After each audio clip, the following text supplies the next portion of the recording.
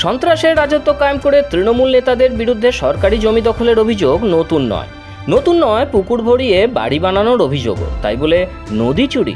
হ্যাঁ, এই অভিযোগে উঠেছে ক্যানিংয়ের তৃণমূল নেতা তথা বোমা শিল্পী শওকত মোল্লা ও তার ছেলের বিরুদ্ধে। ভাঙড়ে বোমা বিস্ফোরণ কাণ্ডে শওকতকে যখন হন্যে হয়ে খুঁজে বেড়াচ্ছে এনআইএ, তখন বিস্ফোরক অভিযোগ করেছেন স্থানীয়রা। তাদের দাবি, মাতলা নদীর বিঘার পর বিঘা চর দখল করে ক্যাফে বানিয়েছেন শওকতের ছেলে ইমরান। একইভাবে নদীর চর দখল করে নির্মাণ করেছেন শওকতের ভাইও। সব মিলিয়ে শওকতের পরিবার মাতলা নদীর অন্তত 100 বিঘা চর দখল করেছে বলে অভিযোগ স্থানীয়দের। ক্ষমতায় আসার পর থেকে সুন্দরবন ও লাগোয়া এলাকার জলাজমি ও ম্যানগ্রোভ ধ্বংস করে বিঘার পর বিঘা জমি দখল করেছেন তৃণমূল নেতারা। এই অভিযোগ নতুন কিছু নয়, যার ফলে ব্যাপক প্রভাব পড়েছে বিশ্বের বৃহত্তম ম্যানগ্রোভ বনাঞ্চলে। আর সেই প্রভাব কতটা গুরুতর তা বলে দিচ্ছে গুগলের উপগ্রহ চিত্র। তাতে স্পষ্ট শওকতের জমি দখলের পরে কিভাবে বছরের পর বছর শুকিয়ে গিয়েছে মাতলা। ভাঙড় বিস্ফোরণ কাণ্ডে এনআইএ যে তার বাড়িতে হানা দিতে চলেছে তা আগেই টের পেয়ে গিয়েছিলেন শওকত। সূত্রের খবর, মমতা বন্দ্যোপাধ্যায়ের সঙ্গে দূরত্ব তৈরি করতে বুধবার কলকাতায় তৃণমূলের বিক্ষুব্ধ গোষ্ঠীর নেতাদের সঙ্গে দেখা করেন তিনি। পরদিন সকালেই শওকতের বাড়িতে পৌঁছে যায় এনআইএ। ততক্ষণে বাড়ি ছেড়ে পালিয়েছে শওকত। বাবাকে না পেয়ে ছেলে ইমরানকে আটক করেন তদন্তকারীরা। এরপর তাকে নিয়ে তাঁরই ক্যাফেতে পৌঁছান গোয়েন্দারা। সেখানে তন্ন করে খুঁজেও শওকতের সন্ধান পাওয়া যায়নি। শওকতের ছেলে ইমরানের ক্যাফেতে এনআইএ তল্লাশি চলাকালীনই বাইরে বিক্ষোভ দেখাতে থাকেন স্থানীয়রা। তাদের অভিযোগ, মাতলা নদীর চর অবৈধভাবে দখল করে সম্প্রতি তৈরি হয়েছে অরণ্যের কূলে নামে এই ক্যাফে। স্থানীয়দের সেই দাবি কতটা সত্য তা খতিয়ে দেখতে গুগলের স্যাটেলাইট ইমেজের আর্কাইভ তল্লাশি করে দেখা যায় ভয়াবহ ছবি। কিভাবে তৃণমূল ক্ষমতায় আসার পর থেকে মৌখালিতে মাতলার চর দখল হয়েছে তা স্পষ্ট হয়ে যায় উপগ্রহ ছবিতে।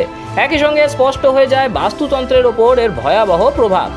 আসুন প্রথমে দেখে নিই মাতলার চর কিভাবে দখল করেছে শওকত অ্যান্ড কোম্পানি। এই দেখুন, এটা 2011 সালে মৌখালিতে মালতার চরের ছবি। এখানে স্পষ্ট দেখা যাচ্ছে নদীখাত কতটা চওড়া। 2015 সাল পর্যন্ত পরিস্থিতি কম বেশি একই রকম ছিল, তবে এলাকায় সমস্ত ভেড়ি দখল চলে গিয়েছিল শওকত বাহিনীর হাতে। 2018 সালে শুরু হয় মৌখালি ব্রিজ তৈরির কাজ। 2021 সালে ব্রিজের কাজ শেষ হলে আরও আগ্রাসী হয়ে ওঠে শওকত। মাতলার চর দখল করে ভেড়ি বুঝিয়ে নির্মাণ কাজ শুরু করে সে, যার জেরে ক্রমশ শীর্ণ হয়ে যায় মাতলার গতিপথ। উপগ্রহ চিত্রে যা স্পষ্ট। এবার দেখুন কিভাবে ভেড়ি বুঝিয়ে তৈরি হয়েছে শওকতের ছেলের বিশাল ক্যাফে। এখন যেখানে ইমরান মোল্লার অরণ্যের কোলে ক্যাফে রয়েছে, সেখানে 2023 সালেও ছিল ভেড়ি। 2023-2024 সালের মার্চের মধ্যে ভেড়ির একাংশ মাটি ফেলে বোঝানো হয়। 2025 সালের মার্চের ছবিতেও সেখানে মাটি ভরাটের কাজ চলছে বলে দেখা যাচ্ছে। তার মানে ওই ক্যাফে চালু হয়েছে বছর খানেকেরও কম সময়। 2015-2025 এই দুই ছবি পাশাপাশি রাখলে বুঝতে পারবেন কি করে শুকিয়ে গিয়েছে মাতলার গতিপথ, যার জেরে ব্যাপক ক্ষতিগ্রস্ত হয়েছে উপকূলের ম্যানগ্রোভ ও বাস্তুতন্ত্র।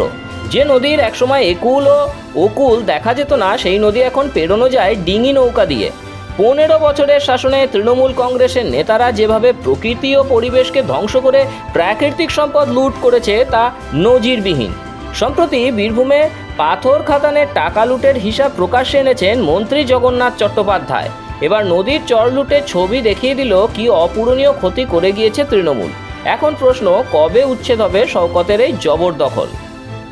আপনার কি মনে হয় শওকতের খোঁজ হয়তো পাওয়া যাবে, কিন্তু পরিবেশের এই ক্ষতি কি আদৌ পূরণ করা সম্ভব?